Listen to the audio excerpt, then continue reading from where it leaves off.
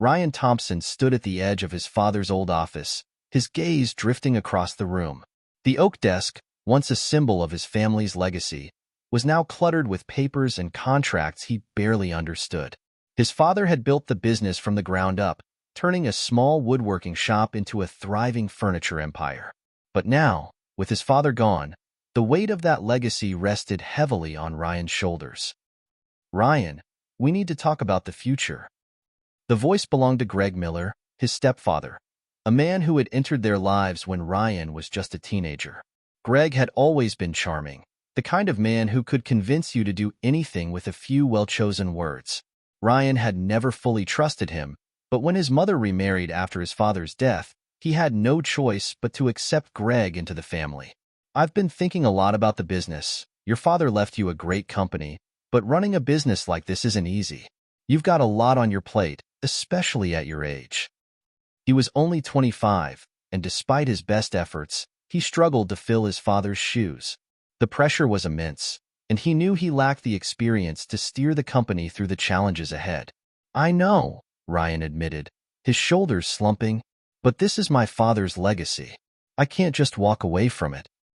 "Of course not," Greg said quickly, placing a reassuring hand on Ryan's shoulder. "But what if I told you there's a way to secure the company's future without you having to bear all the responsibility? Let me help you, Ryan. I've got the experience, the connections. I can take the company to new heights, and when the time is right, it'll be ready for you to step back in." Ryan hesitated, the conflict evident in his eyes. Greg had a point. He was an experienced businessman, with a successful track record in various ventures. "What exactly are you proposing?" Ryan asked, crossing his arms. "I'm suggesting that you hand over control of the business to me, just for a while. I'll manage everything, grow the company, and make sure it's stronger than ever. You can focus on learning the ropes, gaining the experience you need without the pressure of day-to-day operations." "I don't know, Greg," Ryan said slowly. "This is a big decision." "It is, but think about your future, Ryan. The future of the family. You don't have to do this alone." "Let me sleep on it," Ryan finally said, hoping to buy some time. "Of course," Greg replied, his smile never wavering. "Take all the time you need. I'm here for you, no matter what you decide." Later that evening, Ryan sat on the porch of his family's estate.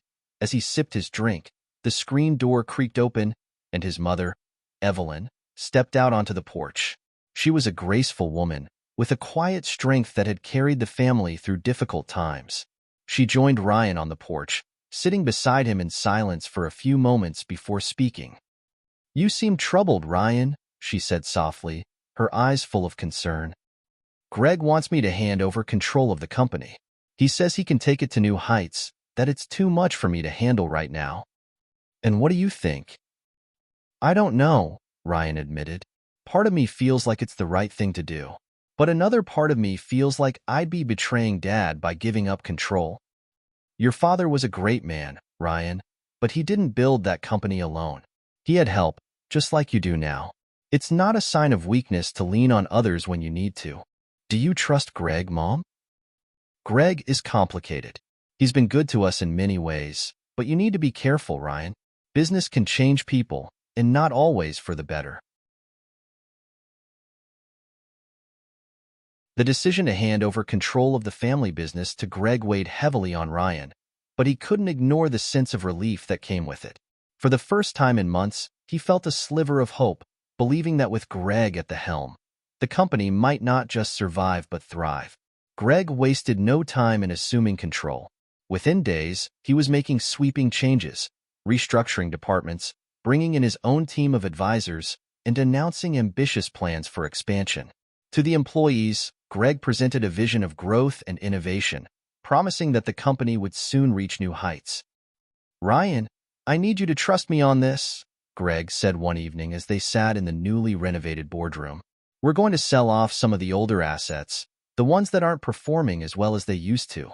That will free up capital for new investments, ones that will secure the future of this company." "What kind of investments are you talking about?" "Real estate, technology, maybe even a new line of luxury products. The possibilities are endless, Ryan. But to make it work, We need to be willing to let go of the past. He had grown up watching his father pour his heart and soul into the business, nurturing it with care and respect. The idea of selling off those assets felt like a betrayal. Maybe we should slow down, Ryan suggested. Take a closer look at the numbers before we make any big decisions. Greg's expression hardened, his tone taking on an edge that Ryan hadn't heard before. I understand your concerns, but this isn't a decision we can afford to drag our feet on. The market is volatile, and if we wait too long, we might miss our window of opportunity. You entrusted me with the company for a reason. Let me do what I do best. Ryan forced a smile. Of course, Greg.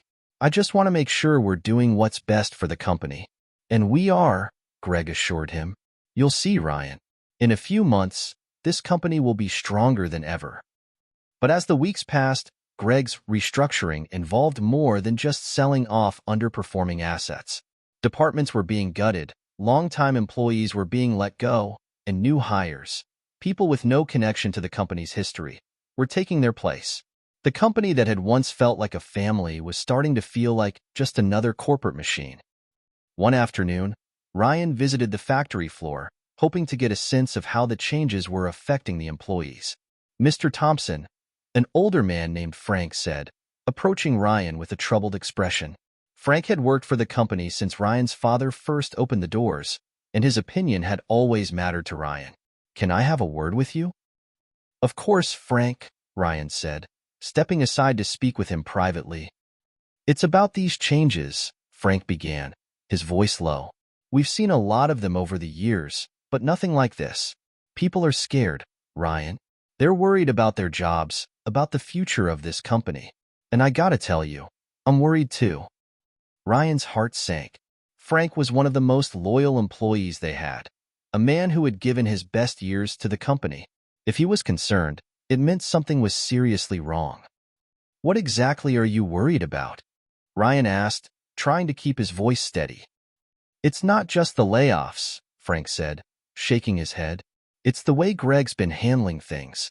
Selling off those assets, it doesn't feel right. It's like he's stripping the company down to the bones. And I don't see where the money's going. We're not reinvesting in new equipment, not upgrading the facilities. I'm starting to think there's more to this than what we're being told. Ryan felt a cold, not of fear, settle in his stomach. He had trusted Greg to make the right decisions. But what if Frank was right? What if Greg was using the company's assets for something else, something that wouldn't benefit the business at all?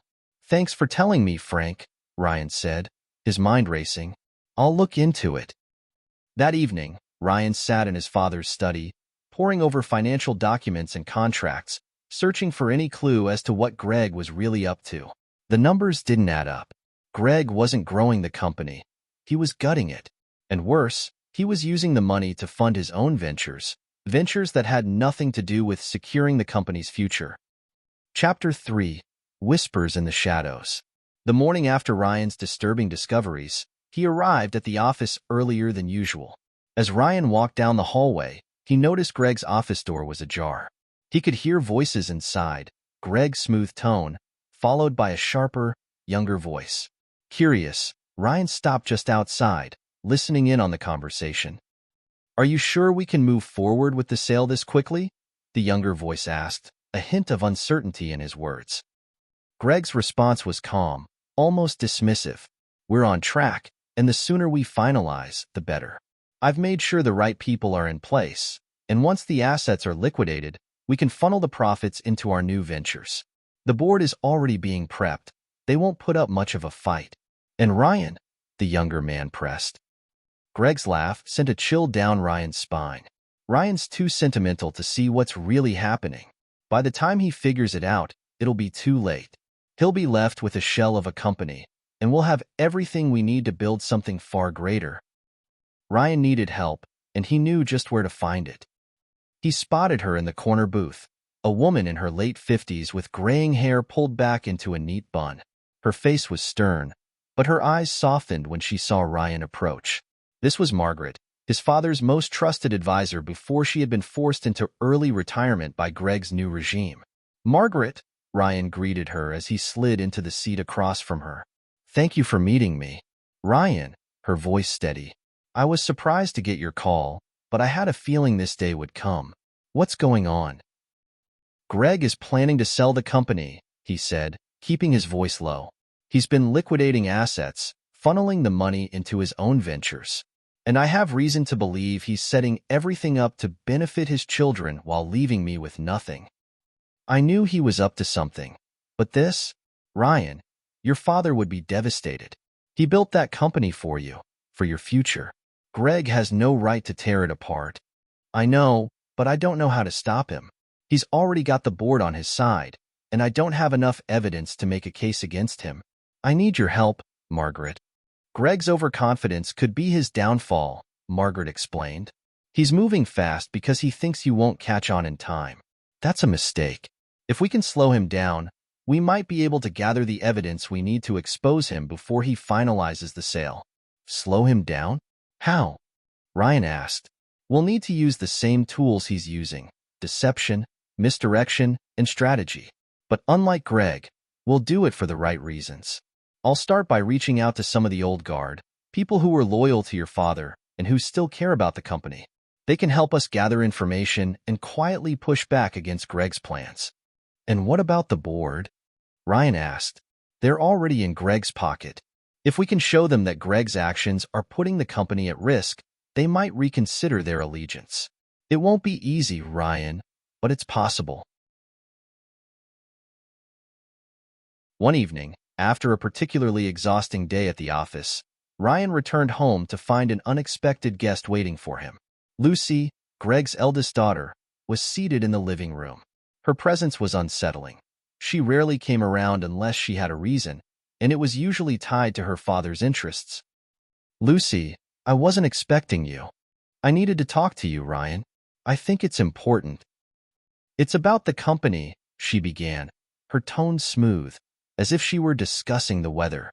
"Dad's been making some interesting moves lately." "Interesting?" Lucy nodded. "Yes. He's been liquidating assets, restructuring departments, things that don't quite add up if you're thinking about long-term growth. It's almost like he's preparing for something big. But the thing is, he's not telling us everything. I don't like being kept in the dark." "What are you getting at, Lucy?" "I'm saying that I don't trust him, Ryan. Not completely. He's always been good at making people believe he's doing what's best for them, but I've learned to read between the lines." "Why are you telling me this?" Ryan asked. "If you don't trust him, why not confront him yourself?" Lucy hesitated, her confidence wavering for the first time. "Because I know how he operates.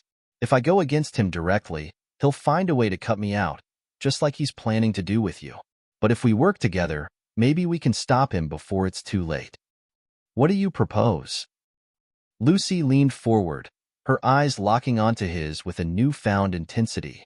"We need to find out exactly what he's planning. The key lies in the assets he's liquidating.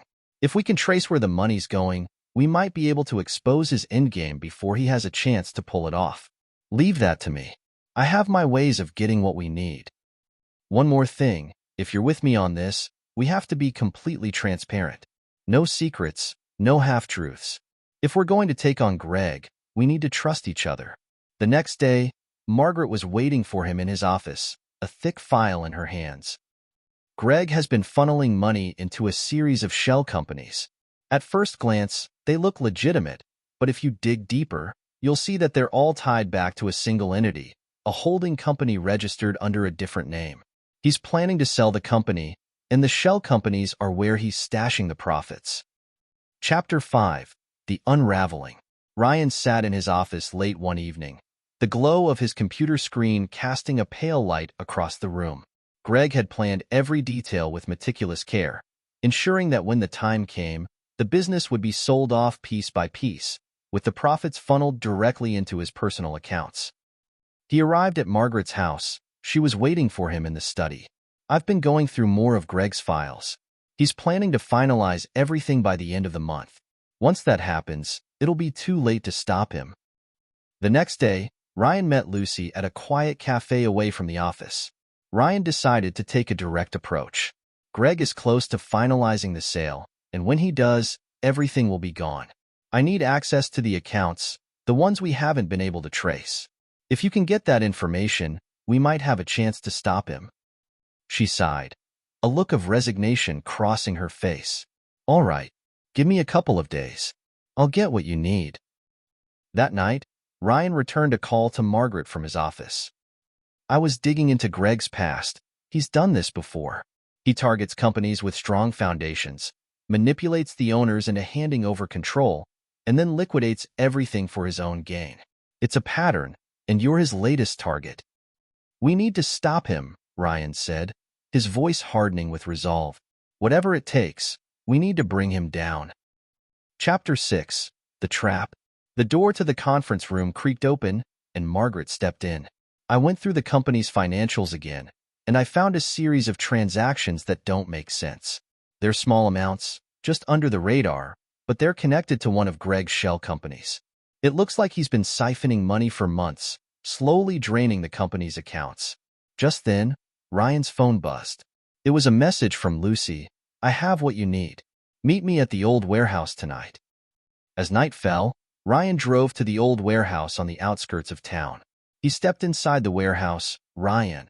A voice called out from the darkness. He turned to see Lucy emerge from the shadows, a small flash drive in her hand. She looked tense, her usual composed demeanor replaced by a hint of fear. Did you get it? Lucy nodded, holding out the flash drive. Everything you need is on here. The accounts, the transactions, the proof of what Greg's been doing. But we need to be quick. He's planning to finalize the sale tomorrow. Ryan took the flash drive. Thank you, Lucy. You don't know how much this means. The sound of footsteps echoed through the warehouse. Ryan's heart jumped into his throat as Greg appeared from the shadows, flanked by two menacing figures. His stepfather's face was a mask of cold calculation, his eyes gleaming with triumph. Well, Ryan, Greg said, his voice dripping with condescension. I see you've been busy. And you, Lucy? I'm disappointed. I thought you knew better than to betray me. Ryan's grip tightened around the flash drive, his mind racing as he tried to figure out a way out of this.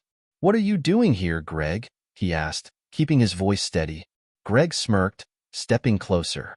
I'm here to clean up a mess. You've been digging into things that don't concern you, Ryan. And now, I'm afraid I'll have to put an end to this little rebellion. Ryan's anger flared, but he forced himself to stay calm.